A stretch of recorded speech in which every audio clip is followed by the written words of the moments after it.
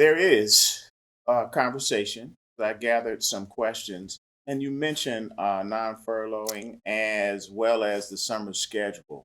And there are some sentiments that the planning in the summer has not been as equitable for some as Mhm. others.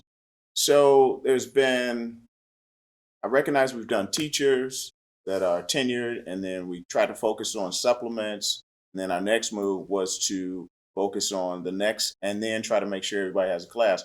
Well, what I'm feeling or hearing is, but I haven't been able to get my overload.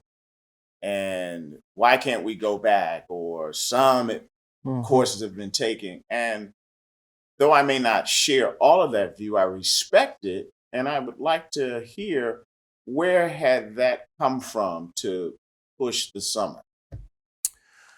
So Valencia's been through, crises before, Right. um, mostly hurricanes. The nice thing about a hurricane is it's over pretty quickly. Yeah. It's kind of frightening when you're in it. But we've been through this before, and we've always managed to get through by looking each other in the eye and saying, we're all in this together. Mm. We're all in this Yes. together. And that's why it's important to me, and I've expressed this to campus presidents, deans, and faculty, that all the faculty and staff be treated well as we can. Hmm. So this isn't a time to press your property rights to have more than the other guy. It's a time to say we're all going to work through this together. Okay. What does that mean in terms of who gets employment and overloads and all that stuff? There is no pecking order in my mind.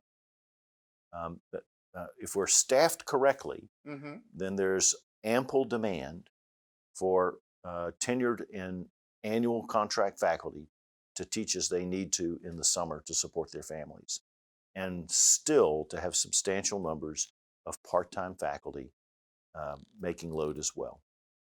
And all three are important. It's not this one and then that one and then that one. It doesn't work that way. It should work to look at the whole faculty and say, what's the best way to deploy the talent we have to accomplish the things we have to accomplish? Okay? And that's true in other parts of the college as well. It's easy to think the other guy's got something I don't have. So, is this a year to press for an overload because you're worried about the economics next year? Probably not. Okay. Probably not. There'll be some where, particularly where maybe a spouse lost a job, and a dean knows it and says, "I know you're having a rough summer. Let me see what I can do to make sure you have all that you need." Those are judgment calls I trust the deans with. Okay.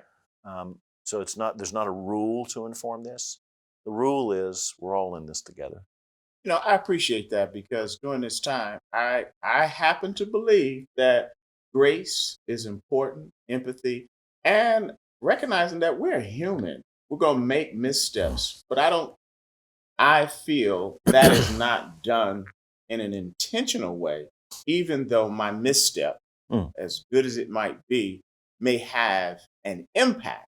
I believe if we would share when someone is impacted and let us know, then they will experience the grace of saying, "Hey, I didn't know that. I'm glad you shared it with me.